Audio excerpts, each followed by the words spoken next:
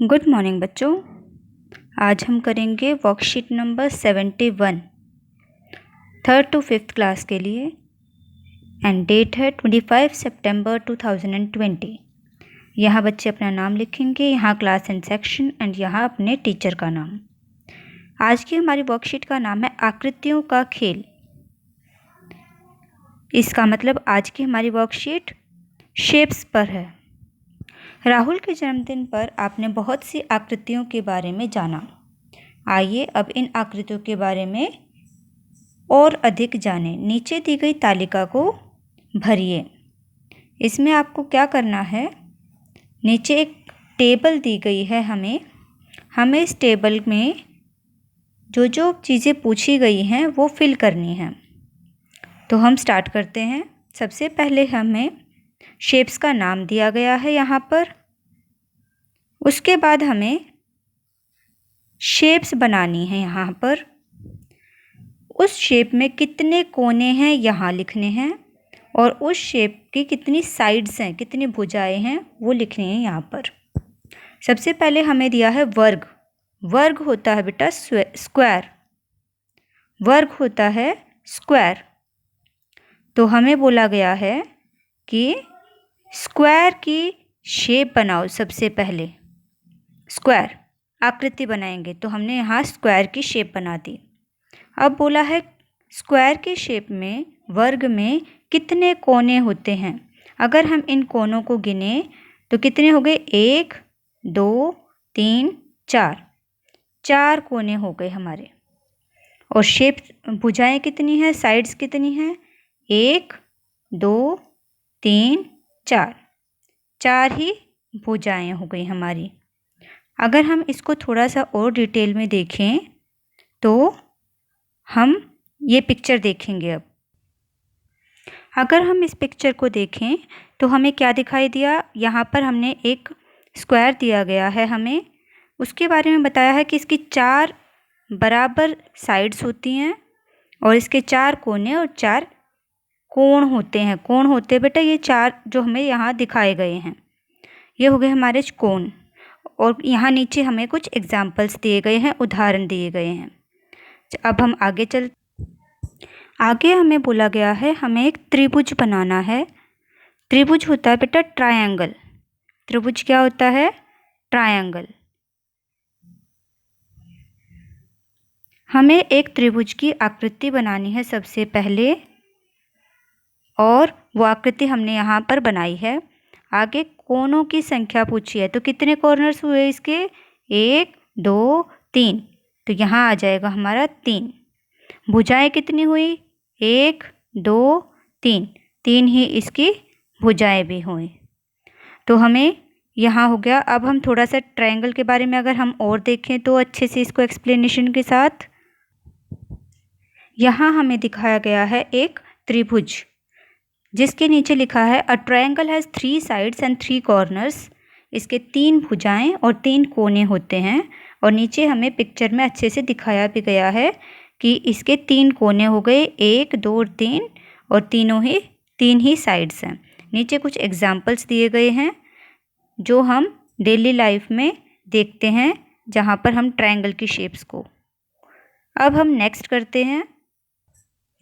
Next हमें दिया है गोला बनाना। गोला बोलते हैं बेटा सर्कल को। तो हमें एक सर्कल बनाना है और उसके बाद उसके बारे में पूछी गई बातें बतानी हैं। तो हमने यहाँ एक सर्कल बनाया है। उसके बाद उसने पूछा है कि कोने कितने हैं, क्या हमें इसका कोई कोना दिखाई दे रहा है, नहीं, तो हमारा आंसर आएगा 0। आगे है भुजाओं की संख्या, क्या हमें इसकी कोई भुजाएं भी दिखाई दे रही हैं, नहीं, तो यहाँ पर भी 0। तो ये हो गया हमारा सर्कल का।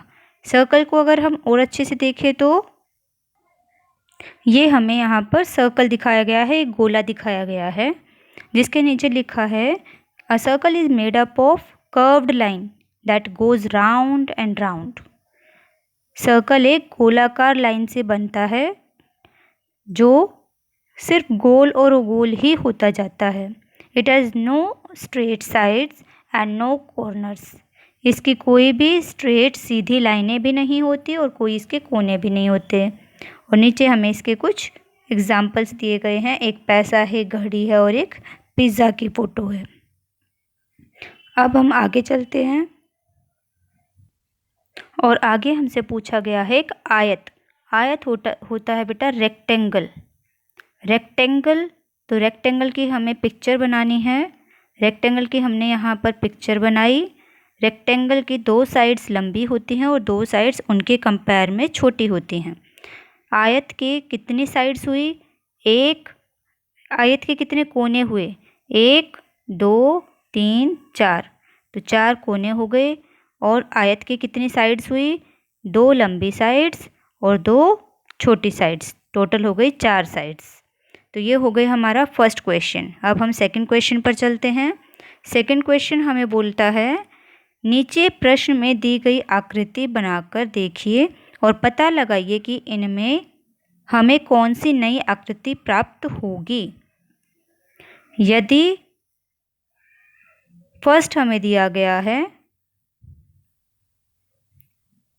हम वर्ग को बीच में से आधा कर दें। वर्ग क्या बताया बेटा? स्क्वायर। तो हम स्क्वायर बनाएंगे एक और उस स्क्वायर को आधा कर देंगे। उस स्क्वायर को आधा कर देंगे, बिल्कुल बीच में से लाइन ड्रॉ करेंगे। तो अगर हम इसको अब ये 2 क्या बन गए? आयत बन गए। अगर हम इनको देखें तो ये 2 क्या बन गए? एक ये वाला आयत और एक ये वाला आयत। अगर हम वर्ग को बीच में से काट देते हैं तो हमें क्या मिलता है? आयत मिलता है। अब सेकंड क्वेश्चन में हमें बोला है हम गोल को बीच में से आधा काट दें। तो ये एक गोल बनाया हमने और अगर हम इसको बीच में से आधा काट दें तो हमें क्या मिला? हमें 2 आधे गोलाकार वाले शेप्स मिल गई। 2 आधी गोलाकार, एक ये और एक ये। तो अगर हम इनको ध्यान से देखें तो क्या हमें डी मिला? और ऐसा ही इधर भी हमें मिल गए 2D। अच्छा, अब हमें थर्ड क्वेश्चन पूछा है हम 2 त्रिभुजों को एक साथ रख दें। अब त्रिभुजों को हम 2 तरह से एक साथ रख सकते हैं। एक त्रिभुज ये रहा और दूसरा त्रिभुज हम इसी के साथ रख देते हैं। तो ये हो गया हमारा एक पैटर्न बन गया। और अगर हम इसी को ऐसे रख दें, एक के नीचे एक, तो ये हमारा एक 2 ट्रायंगल्स जुड़ करके हमारा रोम्बस बन गया, या फिर हम इसको क्या बोल सकते हैं? प्रिज्म जैसा बन गया, हमारा डायमंड वाली शेप बन गई। तो अब ये हो गया हमारा सेकंड क्वेश्चन। अब हम चलते हैं थर्ड क्वेश्चन पर। थर्ड क्वेश्चन में हमसे बोला गया है नीचे दी गई आकृतियों में से त्रिभुज वाली आकृतियों पर निशान लगाना है। नीचे हमें कुछ शेप्स दी गई हैं, हमें इन शेप्स में से त्रिभुज वाली शेप पर टिक लगाना है। तो एक तो ये हो गया हमारा, एक और कहाँ पर है? एक ये 2, एक ये 3 और कहाँ है? एक ये 4 5 6 7 8 और ये हो गई हमारी त्रिभुज की आकृतियों पर हमने निशान लगा दिए। तो हमारी यहाँ वर्कशीट खत्म होती है। Good day all of you, have a nice day.